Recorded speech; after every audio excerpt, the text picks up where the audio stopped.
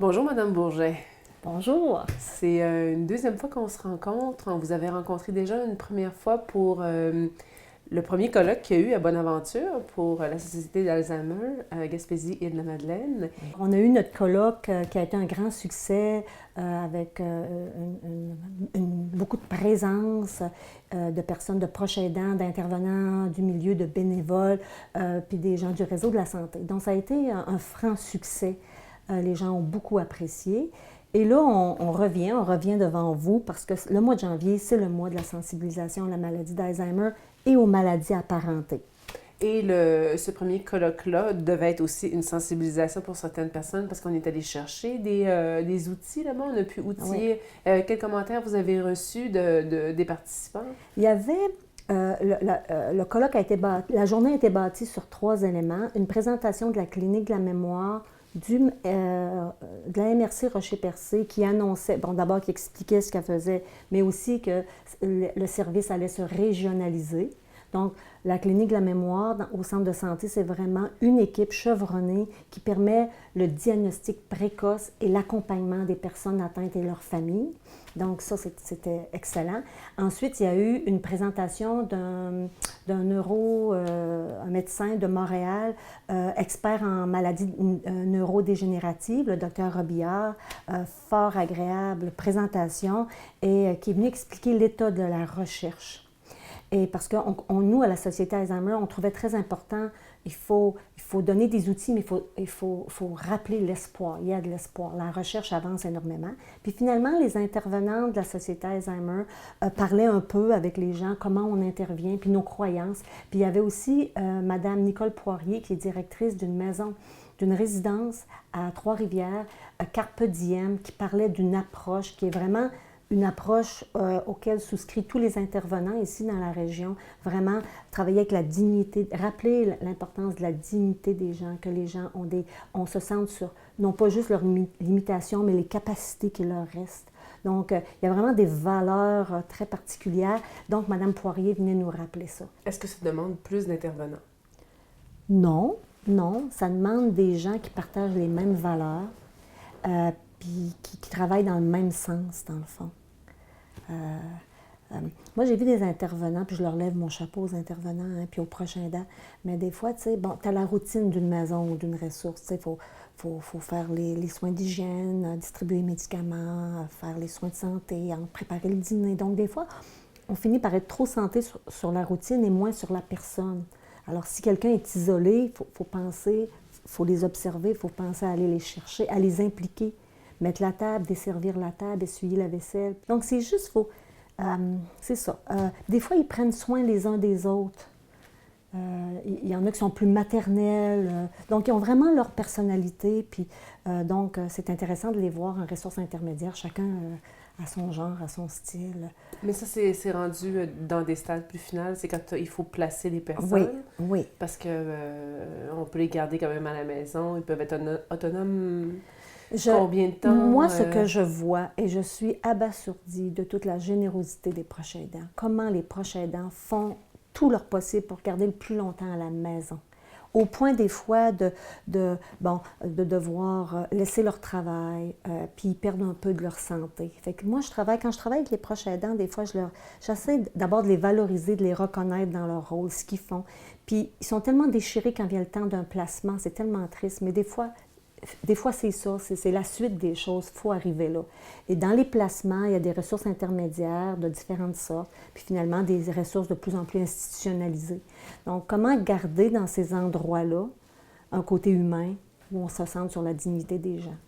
Et les outils qu'on peut utiliser à la maison, la musicothérapie va aider là-dedans pour un proche aidant naturel.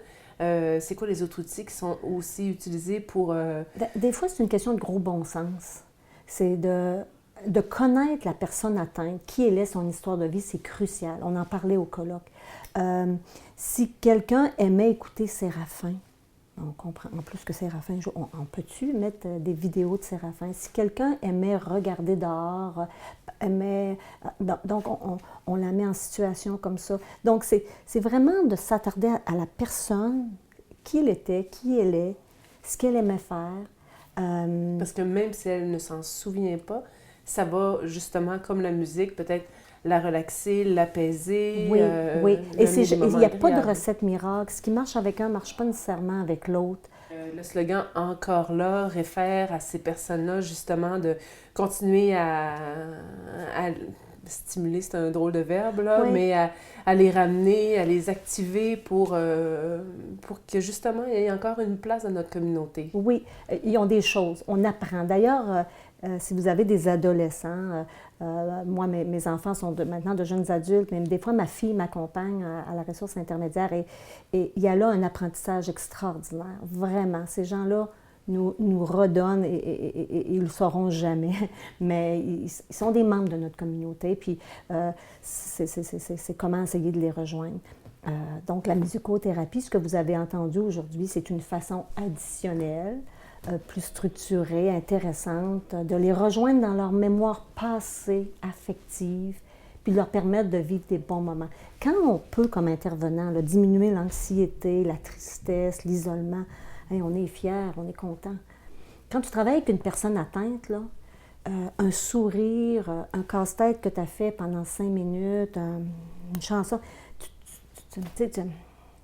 Non, mais je comprends. ça, Quand on tu est heureux. as l'impression d'avoir perdu un parent parce que tu communiques de moins en moins avec un sourire, une musique commune qui fait Ouais. que tout d'un coup, elle te regarde profondément. Là.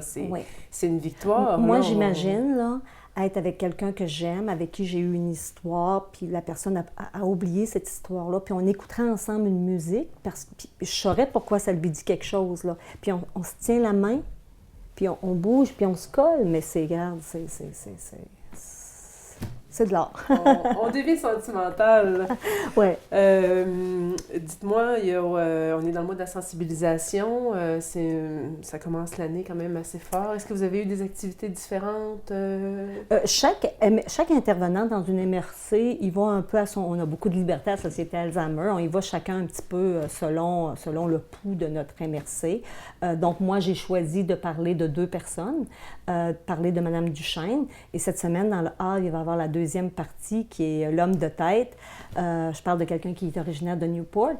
Mais je n'ai pas dit à la télévision communautaire de Grande-Rivière, donc je ne vous le dis pas plus qui ce sera, vous devez lire le hall. Non, mais c'est 2 coups de cœur de gens qui, à chacun à leur façon, de façon diamétralement opposée, contribuent à faire avancer la cause de la dignité des personnes atteintes d'Alzheimer. Fait que, alors ça a été ma façon à moi. Puis dans une autre MRC, on fait autre chose. Donc on fait des kiosques d'information, on fait ça, chacun ce qu'on aime. Puis après ça, c'est très riche parce qu'on ramène ça ensemble, puis on voit qu'est-ce qui marche mieux, qu'est-ce qui marche. Mais c'est toujours important de revenir devant les médias. Vous nous permettez de rentrer dans les maisons des gens. Les gens me disent après, « Ah, Suzanne, je t'ai entendu, puis OK, je sais ça. » Puis donc, vous nous permettez de passer l'information. C'est important. L'espoir, la recherche avance. Oui. Qu'est-ce que vous avez appris qui a avancé? Bien, d'abord, ce qu'on sait, c'est qu'il y a des médicaments actuellement. Il y a eu quelques déceptions avec ces médicaments-là parce qu'on sait qu'il faut les prendre tôt. Donc, il faut que la maladie soit diagnostiquée tôt pour les prendre tôt, les médicaments, pour ralentir les symptômes. Donc, des fois, les gens ont peur du diagnostic, ils vont tarder à aller... Mais aujourd'hui, avec la clinique de la mémoire, j'encourage les gens. Si vous avez des doutes, des craintes, vous avez de l'Alzheimer dans la famille, vous êtes inquiet, restez pas avec l'inquiétude, consultez, allez voir la clinique de la mémoire. Et puis des fois, c'est pas ça du tout, ça peut être vraiment des symptômes pour une autre maladie. Donc, ça sert à rien de s'inquiéter pour rien. Il y a beaucoup de recherches qui se fait au Québec. Le Québec est avant-gardiste. Dans les magazines, on voit, là, ils ont découvert effectivement que ils ont des pistes de recherche. Je ne suis pas scientifique, je ne voudrais pas vous mêler, mais il y a vraiment des nouvelles pistes de recherche qui vont peut-être amener à ralentir la maladie. Donc, ça travaille très fort. Puis le docteur Robillard nous disait au colloque, d'ici 10 ans, il devrait avoir non pas une cure, mais il devrait avoir vraiment quelque chose de significatif là, pour soit ralentir les symptômes ou faire une grande différence dans la vie des gens atteints. Donc on suit ça, hein. On voit régulièrement dans les magazines spécialisés. Ma fille est infirmière, il y a un magazine là, de l'Ordre des infirmières, puis il y avait un bel article cette semaine. Donc je reste à l'affût. Aussi pour vous dire qu'à la Société d'Alzheimer, on prête ces magazines-là, on prête des livres, on prête des vidéos. Donc l'idée, c'est de faire circuler l'information, sortir de l'isolement puis de la peur. Puis il y a plein de choses, puis de support à donner aux familles qui doivent vivre avec cette réalité-là. Merci. Merci.